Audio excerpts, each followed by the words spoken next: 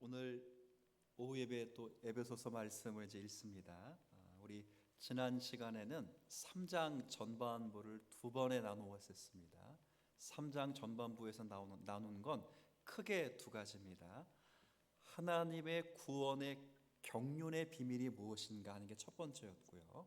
두 번째는 바울에게 맡겨진 은혜의 큰 은혜가 뭔가 하는 것을 봤어요. 두 가지 중에 하나님의 경륜의 비밀은 다른 게 아니라 유대인뿐만 아니라 이방인들도 유대인과 함께 하나님의 상속자가 되고 함께 지체가 되고 함께 약속에 참여한 바 되었다. 이게 큰 비밀이에요. 우리에게는 저희가 이제 이방인에 속해 있던 자들이기 때문에 지극히 당연한 거겠지만 당시의 유대인들에게 이게 충격이었을까요? 아니었을까요? 충격이었습니다. 지금 중동 팔레스타인 전쟁 많이 하잖아요. 굵직굵직한 전쟁들이 여러 개 있는데 그 가운데 미국과 이란이 전쟁이 끝났나요? 계속되나요? 끝난 것 같았는데 또 돼요. 둘이 하나가 된다. 이게 쉬운 일이 어려운 일이에요. 우리 같은 제 3자는 그냥 그런가 보다, 안 되면 말고 되면 좋고 이러는데 두 당사자에게 불가능한 일이에요. 유대인 입장에서 이방인이 함께 상속자가 된다, 함께 지체가 된다, 함께 약속에 참여한 자가 된다, 천국 간다, 이건 있을 수가 없습니다. 지금도 유대인들은 이방인들은 하나님이 지옥의 땔감으로 만들었다라고 믿고 있어요. 지금도. 저와 여러분들은 지옥에 모였다고 원래 그들이 보기에 땔감이에요. 되게 교만해요, 유대인들이. 저도 교회에서 한 8년 전이구나. 8년 전에 한번 보내주셔가지고 이스라엘 다녀왔는데 혼자 갔잖아요. 혼자 가서 이렇게 저를 보다가 야, 이것들이 되게 교만하다. 내가 만약에 백인이었으면 이것들이 나한테 이랬을까? 이런 생각 많이 했어요. 그래서 내가 혼자 가니까 나를 알로 보고 말이야.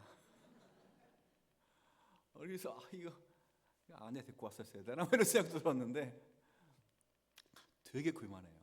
왜 그럴까? 지옥의 땔감이거든. 자, 그런데 하나님의 경륜의 비밀은 너희들이 볼 때 지옥의 땔감일지라도 하나님과 함께 상속자가 되고 함께 지체가 되고 하나님의 약속을 받을 수 있다. 이게 비밀이에요. 그리고 바울에게 맡겨진 은혜의 큰 사역은 뭐냐 그럴 때 이 비밀을 전하게 하는 것입니다. 각각 대표 구절 한 절씩 읽어드릴게요. 자, 3장 6절입니다. 경륜의 비밀이 뭔지 우리 함께 고백을 볼까요? 시작. 이는 함께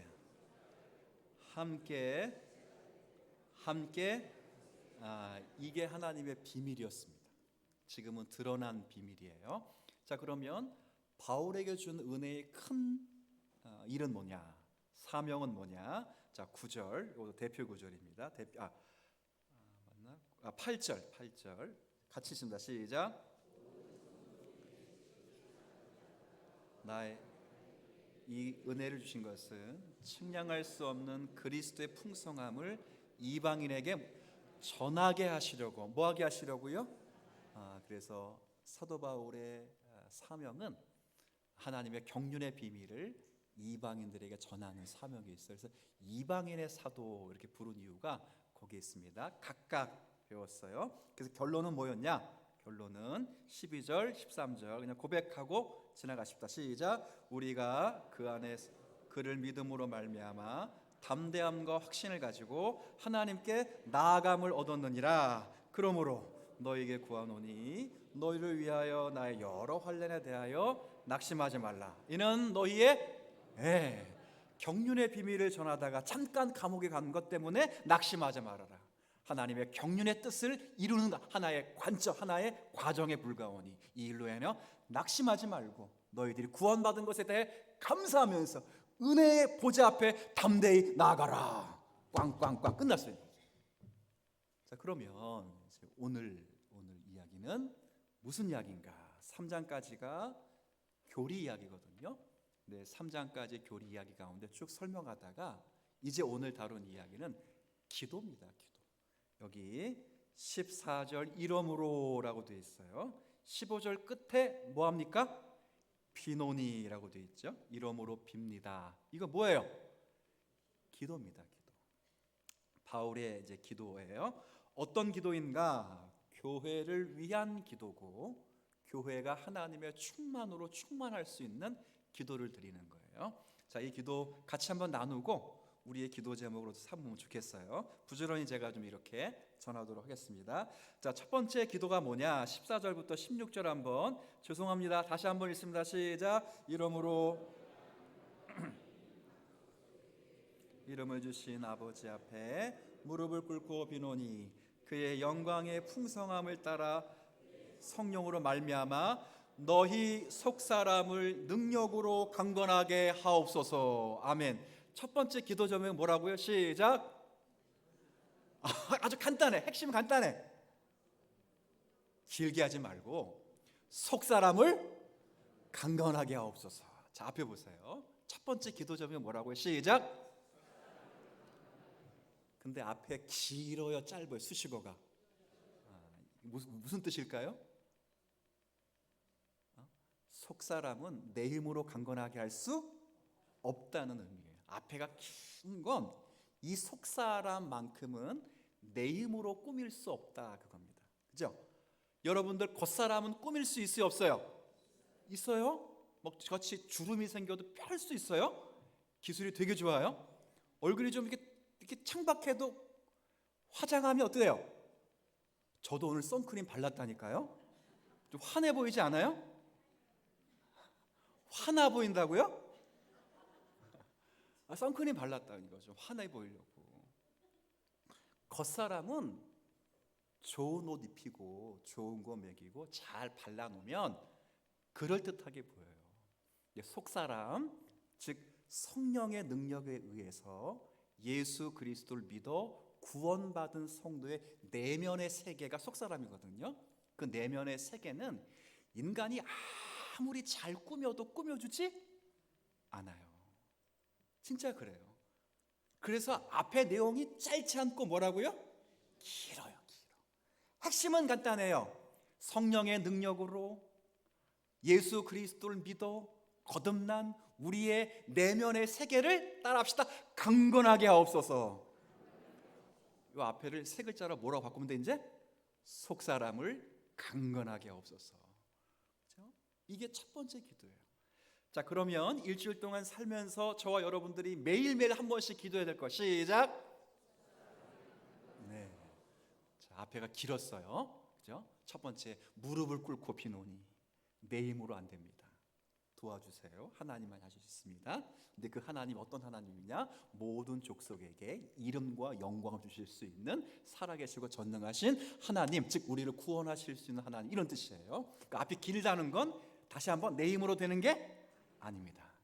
그래서 내 힘으로 되지 않기 때문에 속사람을 강건하게 하지 하옵소서 앞에 짤막하게 그걸 대변해 주는 단어가 하나 나옵니다. 시작. 뭐야? 자, 오늘 다시 16절 앞에 14절부터 쭉 길어요. 길다가 중간에 그의 영광의 풍성함을 따라 너희 속사람을 능력으로 강건하게 하옵소서. 그 앞에 시작. 성령으로 말미암아. 자, 묻습니다. 속사람의 강건은 어디서 나온다고요? 시작. 성령입니다. 우리의 의지력에서 나오는 것 아닙니다. 성격이 강하다고 속사람이 강한 것 아닙니다. 우리의 속사람을 성령께서 붙드시고 바꾸어 주셔야만 강해질 수 있습니다. 성령께서 역사하실 때 오전 예배 때도 굳은 마음이 부드러워지고요, 낙심한 심령들이 소망을 얻습니다. 죄를 사랑하던 마음들이 죄를 미워할 수 있는 것이 다 성령의 역사입니다. 자기 중심적인 사람이 바뀌어서 그리스도를 바라보게 하는 것도 성령께서 하시는 일입니다. 베드로를 잘 보세요. 베드로 가끔 이야기했지만 베드로 지난번에 그랬어요. 얘네들이 다 주를 버릴지라도 나만큼은 결코 주를 버리지 않겠습니다. 주님께서 죽으시는 자리에도 나는 들어갈 수 있습니다. 그런데 여종 하나의 고발로 인해서 예수님을 부인했습니다. 부인했어요. 그래서 무슨 의미입니까? 열심은 있지만 그 열심을 지킬 수 있는 능력은 그 안에 없다는 거예요. 주님에 대한 사랑은 있었지만 사랑을 유지할 수 있는 힘이 그에게 없습니다. 근데 언제 그 힘이 일어났죠? 부활하신 주님 만나고 또 오순절 성령이 강림하실 때 베드로가 성령의 임재 가운데 충만을 받고 이제 자기가 말한 그대로 살아갈 수 있는 힘이 생겼던 거예요. 자, 묻습니다. 부활하신 주님 만나고 뭘 받아야 된다고요? 성령. 베드로도 성령에 충만하지 않을 때는 그의 말이 진심이었지만 진심을 지킬 힘이 없었고 그의 사랑이 진정성은 있었지만 그 사랑을 유지할 수 있는 능력이 없는 거예요. 우리가 믿음 생활하면서 하나님 말씀을 따라 의지를 가지고 하나님을 선택하며 주님을 의지할 수 있는 가장 큰 능력은 우리 안에 있는 게 아니라 우리 안에 주신 성령의 은혜인 줄 믿으십시다. 성령의 충만함을 받아야 돼요. 충만함을 받아야 돼요. 성령의 충만함은 말씀과 기도 외에는 주지 않습니다. 다시요. 성령의 충만함은 뭘로 온다고요? 시작. 말씀과 기도입니다. 여러분이 말씀 안 읽고 말씀 묵상하지 않고 성령의 충만함을 받을 수 없습니다. 진짜입니다. 그리고 기도하지 않는 사람에게 성령 충만함을 주지 않습니다. 반드시 기도한 사람에게 성령의 충만함입니다. 그러니 우리가 성령의 충만함을 사모하려면 여러분 성령 충만함은요 경험해 보셨잖아요. 놀라운 일이 일어나거든요. 사실 전혀 감당할 수 없는 그 현실에도 성령의 충만하면 감당하는 거예요.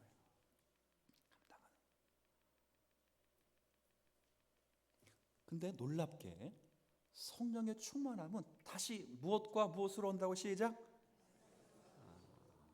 그거예요. 그러니까 여러분 이거 없이 성령 충만하면 안 됩니다. 한 주간 동안 뭘 하셔야 되겠어요? 이제 시작. 기도하시. 성령 충만해달라고 기도해 보세요. 그러면 우리의 속사람이 강해지면서 우리가 하나님을 더 의지하게 되고 사랑하게 되는 거예요. 제가 성령 충만의 한 가지 결과를 말씀드릴게요. 성령의 충만한 사람은 성령 충만 받기 위하여 아까 두 가지가 필요하죠. 다시 죄송합니다. 시작. 자, 그러면 성령의 충만한 사람들은 또 뭐 할까요? 말씀과 기도를 사랑합니다. 되게 재밌어요. 옛날에 어떤 교단에서 성령 충만한 사람의 결과를 방언으로서 이런 때가 있었어요. 한국 교회에 이단 시비도 붙었었지만 이단으로 정죄하기도 했었지만 이런 때가 있었다고요. 그런데 고린도전서를 보시면 1만 마디 방언보다 5마디 명확한 말을 하도록 하라. 이것이 그 사람의 영혼을 살리는 거예요. 그러면 성령 충만한 사람들의 특징은 1만 마디의 방언이 아니라 5마디의 명확한 하나님의 말씀을 가슴에 담기 위하여 성령 충만 받기 위하여 말씀과 기도에 쓰지만 동시에 성령 충만 받았기 때문에 말씀과 기도에 애쓰는 성도가 되는 줄 아십시오? 그겁니다. 그렇게 하셔야 돼요. 자, 다시 한번. 뭘 다시 한번? 아니 그거 말고 맞아요. 근데 첫 번째 기도 제목만 한번 따라해 보세요. 속사람을 강건케 하옵소서. 속사람이 뭔지 아시겠죠? 네, 거듭난 성도의 내면 세계입니다. 우리의 생각과 우리의 감정과 우리의 의지를 집결하는 그 중심을 우리의 속사람이 그럽니다. 성령의 능력으로 강건케 하셔야 돼요. 두 번째 기도 제목은 뭐냐? 그럴 때 17절부터 19절 앞부분까지가 있어요. 일단 17절, 18절은 같이 한번 읽습니다. 시작. 믿음으로 말미암아 그리스도께서 너희의 마음에 계시게 하옵소서. 너희 사랑 가운데서 뿌리가 박히고 터가 굳어져서 능히 모든 성도와 함께 지식에 넘치는 그리스도의 사랑을 알고 그 너비와 길이와 높이와 깊이가 어떠함을 깨달아. 여기까지. 길어요. 그런데 핵심만 말씀드리면 두 번째 기도의 제목은 뭐냐? 그럴 때 여기 앞에 있습니다. 17절 앞에 그리스도께서 나의 마음에 계시게 하옵소서, 이거예요. 한번 해봅시다. 시작. 무슨 말이에요? 그리스도가 내 중심에 거하게 하옵소서, 이런 의미예요. 아까 속사람을 강하게 하옵소서랑 비슷한 기도 제목인데, 이 말은 내 인격의 좌소에 주님이 주인이 되셔서 생각하고 판단하고 결정하고 행동하는 것이 다 누구 중심으로 되기를 바란다? 그리스도 중심으로 되기를 바란다, 이렇게 말하는 거예요. 그죠? 자, 그럼 그리스도가 어떻게 중심에 계시는가? 자, 이것 설명하면서 그 다음에 설명을 합니다. 조금 읽어볼게요. 제가 그냥 17절 중간에 너희의 사랑 가운데서 일단 뭘 박아야 돼요? 그 다음에 터가, 이거 뿌리가 박힌다는 건 나무 비유예요. 뿌리가 길게 내려야 바람에 흔들리지 않고, 그 다음에 가뭄에 마르지 않는 것처럼, 그 다음에 터가 굳어져야 돼요. 이게 집을 짓고 나면 든든한 기초 위에 서야 집이 무너지지 않는 것처럼. 자, 그러면 어떤 뿌리, 어떤 터? 그럴 때 앞에 있어요. 앞에 너희가 뭐 가운데? 자, 잠깐 들어보세요. 좀 어려울 수 있습니다. 자, 헷갈리지 말고 첫 번째 기도 제목 핵심만 시작. 속사람을, 자, 누가 하시는 일이라고 이거? 자, 그럼 무엇과 무엇에? 정확했어요. 두 번째 기도 제목은 뭐라고? 시작. 그리스도께서 마음에 계십시오. 그래서 모든 것의 중심이 그리스도가 되게 하옵소서, 이거예요. 자, 그럴 때 그리스도가 내 마음에 계시려면 그리스도의 사랑을 우리가 느껴야 내 마음에 계실 수 있습니다. 그래서 서희 사랑 가운데 이런 의미가 있어요. 그러니까 그리스도의 사랑을 알라 그래가지고 보세요. 18절에 이 너희 성도와 함께 지식에 넘치는 그리스도의 뭐라고요? 사랑을 너희가 뭐해서? 알아서 알고, 그 다음에 너비, 길이, 높이, 깊이. 잠깐만 보세요. 그냥 설명을 드릴게요. 주의하는 것을 했으니까. 그리스도의 사랑은 넓다라는 거예요. 유대인만 사랑하지 않고 이방인도, 죄인만 사랑하지 않고 의인만 사랑하지 않고 죄인도, 전라도 사람만 사랑하지 않고 그 중간에 낀 사람, 충청도, 오케이, 충청도. 그런 거예요. 내가 좋아하는 사람만 사랑하지 않고 넓다는 거예요. 두 번째, 그 사랑은 길어요. 영원 전이에요. 창세 전에라는 표현이 있어요. 그리고 그 사랑은 높이가 높아요. 저 하늘로부터 주어진 거예요. 그리고 그 사랑은 깊이가 깊어서 헤아릴 수 없습니다. 이 말은 무슨 말이냐? 그리스도가 내 마음의 중심에 계시려면 그리스도의 아름다움을 못 느끼면 중심에 모실 수가 없습니다.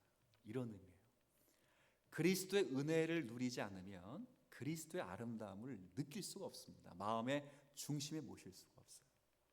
제가 가끔 드는 이솝 우화 가운데 북풍과 태양이라고 하는 이솝 우화가 있습니다. 여러분 다 들어보셨을 거예요. 나그네가 길을 걷는데 이 북풍과 태양이 내기를 했습니다. 저 나그네의 외투와 모자를 누가 먼저 벗기느냐 내기예요.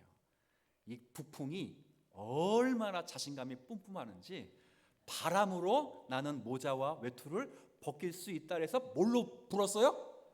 바람, 북풍을 그냥 쫙 불었더니 날아갈 줄 알았더니 나그네가 어떻게 했습니까? 다시 꽉 조긴 거예요. 그 다음에 태양에 지그시 웃죠. 가소롭다 하듯이. 그다음 어떻게 했어요? 잘 들으셔야 돼요. 천천히. 어떻게? 갑자기 뜨겁게 하면 도망가거든요. 도망가요. 그래서 천천히 조금씩 뜨겁게 하니까 자기가 그 자리에서 외투를 벗어버리는 거예요. 사람은 사랑의 감동을 받습니다. 인격적인 존재이기 때문에 많은 사람들이 기적을 경험하면 바뀔 것 같죠. 제가 늘 예언하고 말하지만 기적 경험한 것 약발이 작습니다. 여러분 잘 경험해 보세요. 여러분이 기적 경험한 게 약발이 얼마나 가는지 놀랍게도 오래가지 않습니다. 정말 우리를 변화시키는 것은 그리스도의 찬란한 아름다움을 느낄 때, 그 사람의 사랑에 감동을 받을 때 우리의 심령에 변화가 일어나는 거예요. 그렇죠? 그래서 그 사랑을 부단히 아름다움을 보셔야 돼요. 제가 가끔 그랬습니다. 사복음서를 읽어보라고. 사복음서를 처음 읽을 때는, 구원받고 읽을 때는 내가 구원받았기 때문에 감격을 해가지고 그냥 감사합니다 사복음서를 읽어요. 근데 읽고 또 읽고 읽으면 예수님이 너무 아름다우세요. 잘생겼다는 게 아니고 진짜 아름다우세요. 나중에 시선 처리하는 것도 보시고 예수님의 손짓, 예수님의 몸짓, 예수님의 위트, 예수님의 말품씨 잘 보세요. 2000년 전에 그렇게 에티켓을 가지고 그렇게 신사적으로 한 영혼의 눈에 시선을 맞추면서 무릎을 꿇으면서, 제가 예전에 한번 간증했잖아요. 학교 강의 이렇게 갔는데 딸을 데려가서 딸을, 그때 예지가 초등학교 5학년 때인가 6학년인데 한번 아빠 강의 가보고 싶다 해서 데리고 갔어요. 근데 그날 비가 오는 날이었습니다. 근데 그때 이렇게 강의 이렇게 쭉 들어가는데 한 교수님을 마주쳤어요. 이분이 루터 전공하신 교수님이신데 총신대학교에서 우리 학교로 한 학기 출강하러 오신 교수님이에요. 근데 저를 딱 보더니 옆에 누가 여자가 있으니까 대번 누구일 것 같아요? 딸일 것 같으니까 딸에게 인사를 하는데 비가 오는데 한번 얘기 드렸죠? 안 드렸군요. 인사를 하는데 아이에게, 비가 오는 저보다 나이가 많으신 교수님이십니다. 근데 반무릎을 꿇어가지고요 이렇게 해서 아이의 눈을 맞춥니다. 눈을. 제가 감동을 받고요. 지금도 예지가 그 교수님의 이야기를 합니다. 깜짝 놀랐습니다. 저보다 선배이시고 저보다 더 공부를 많이 하신 분이신데 아이의 눈높이를 맞추기 위해서 인사를 하는데 너가 누구누구 딸이구나 이렇게 했어요. 그날 뭐가 왔다고? 실제 비가 왔어요. 비가. 감동을 받았습니다. 이분이 이렇게 아름다우신 분이신가? 여러분 기억 안 나시겠지만 그래서 제가 종교개혁 주일날 그분 한번 모셔서 설교 들었습니다. 물론 여러 외부 강사가 와서 여러분들 얼굴 기억 잘 안 나실 텐데 지금부터 한 10여 년 전에 오셔서 강의를 하신 적이 있습니다. 루터에 대해서 강의하셨어요. 우리나라 루터 1호 박사이시고요. 제가 그분에게 강의 듣고 이번에 독일 가면서 루터 여행했습니다. 루터 일대기를 따라가면서 루터가 정말 대단하신 분이구나. 우리 개혁파 신학, 저 같은 개혁파 신학에서 루터에 대해서 많이 오해했구나. 다시 한번 루터의 소중함을 깨닫고 돌아온 적이 있습니다. 그분의 역량도 있는 거예요.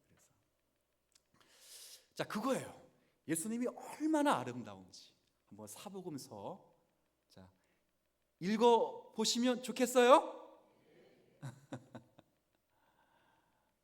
정말 아름다우신 분입니다. 존 스토트 목사님이 하신 말씀 가운데 지금도 저에게 마음에 와닿는 말씀 중에 하나가 이거예요. 젊었을 때는 예수님의 구속이 그렇게 좋았는데 지금은 예수님 자신이 너무 좋더라. 자, 이게 무슨 의미인지 아시겠죠? 아실 날이 올 겁니다. 예수님께 받은 은혜가 너무너무 좋았는데 이제는 예수님께 받은 은혜보다 예수님 자신이 얼마나 아름다우신지, 아가서의 표현처럼 사랑스러운지, 정말 매력적이신지 깨닫게 되어서 예수님에 대한 고백을 그렇게 했다는 거예요. 그 사랑을 알 때 주님이 우리의 마음에 계시는 거예요. 그 사랑 때문에 우리의 삶이 바뀌는 거예요. 그래서 마지막 기도를 이제 합니다. 19절 후반에 제가 같이 읽읍시다. 그럼 같이 읽으면 돼요. 제가 먼저 읽을게요. 19절. 그 너비와 길이와 높이가 깊이가 어떠함을 깨달아. 함께 했습니다. 시작.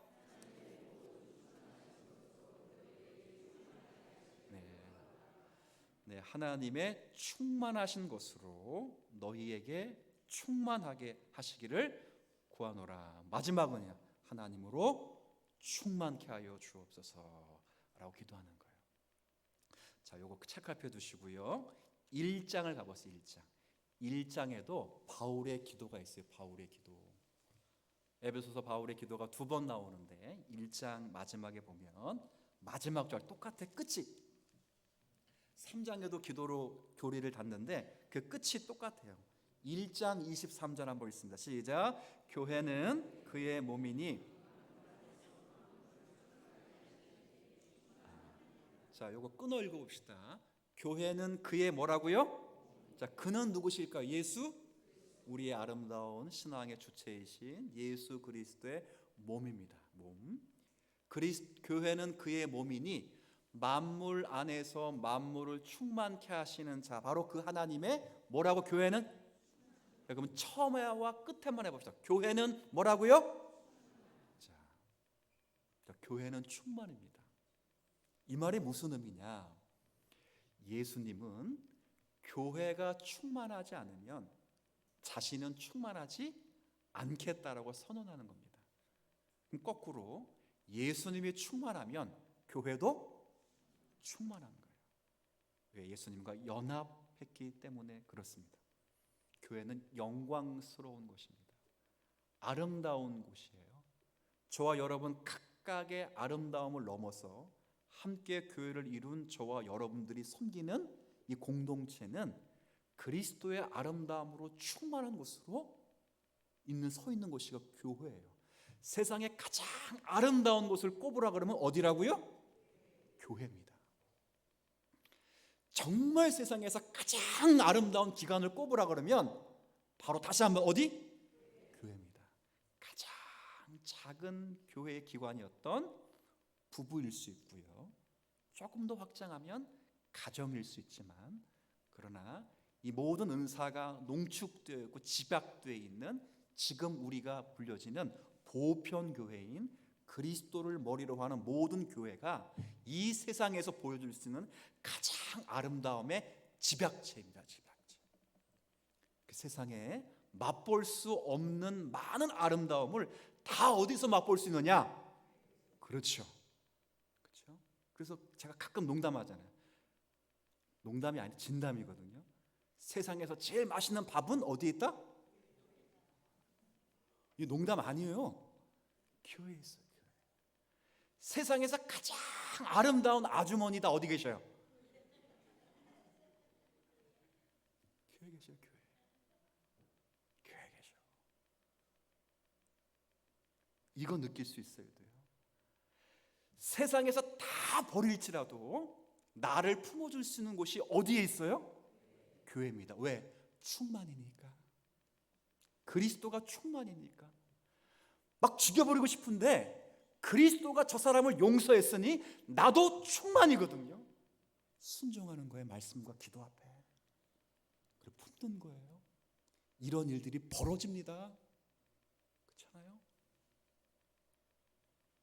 자기 아들을 죽인 공산주의에 물든 그 아이를 자기 아들로 받아서 목회자로 키운 한국교회 목사님도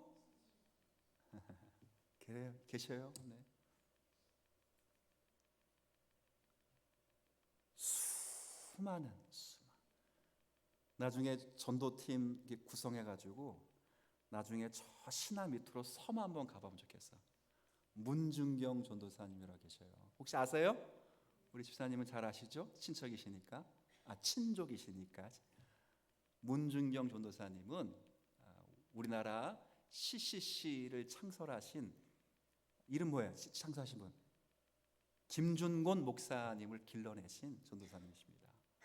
이분은 젊을 때 과부가 되셨습니다. 그리고 과부가 된 이후에 섬 사람의 어머니가 되셔가지고 자신이 가지고 있는 배를 타고 각 섬마다 들어가셔서 사랑과 그리스도의 복음을 전했어요. 그 섬에서 가난한 한 아이가 나도 저 어머니처럼 살아야지 했던 분이 김중원 목사님이셔요. 그분이 나중에 한국 기독교 대학교 선교회를 CCC를 창설하신 목사님이 되었다. 수많은 제자들을, 그 제자들이 공유하는 말이 있어요. 자신은 이 문중경 전사님을 통해서 예수님의 사랑과 예수님의 아름다움을 보았습니다. 자, 물어볼게요. 문중경 전사님이 실제 얼굴이 예뻤을까요? 전 몰라요. 못 봤으니까. 그러진 않았을 거예요. 연세가 한참 많으셔. 공산주의 때 순교하셨거든요. 이분도 결국. 그러니 여러분의 어머니 정도 되는 연세이십니다. 그죠? 근데 그런 분이신데 그 어려운 때에도 그리스도의 충만함을 전하시기 위해서 애쓰셨던 분이에요. 그때 많은 사람들이 공동체를 이루면서 정말 주님의 사랑이 무엇인지를 배운 거예요. 공산주의자도 품었습니다. 나중에 공산주의자도 문중영 전사님의 사랑에 감화되어서 버리고 자유민주주의로 돌아온 일들도 많이 일어났어요. 자, 다시 묻습니다. 그 아름다움을 맛볼 수 있는 곳이 어디라고요? 교회입니다. 교회. 왜? 만물 안에서 만물을 충만케 하시는 자의 뭐기 때문에? 충만하기 때문에. 우리가 충만한 게 아니라 그리스도가 충만하시기 때문에 교회는 이미도 충만을 경험합니다. 그리고 그 충만이 우리의 본성을 깨우치고 넘어 우리가 능히 생각할 수 없는 기적들을 만들고 그 기적들로 말미암아 성령의 역사로 우리의 속사람을 강건케 하고 그리스도가 내 안에 계시게 해서 그리스도 중심의 삶을 살아갈 수 있도록 언제나 우리에게 은혜와 은총을 베풀어 주시는 하나님이십니다. 영광스러움을 갖고 적용 간단하게 딱 10초만 말씀과 기도로 나아가시를 바랍니다. 기본에 충실하십시다. 다 유치원 때 배우는 겁니다. 유치원 때 배운 거 잘 활용하면 이 세상에 많은 걸 아낄 수 있습니다. 정말 기본에 충실할 수 있는 우리 교회가 되었으면 좋겠습니다.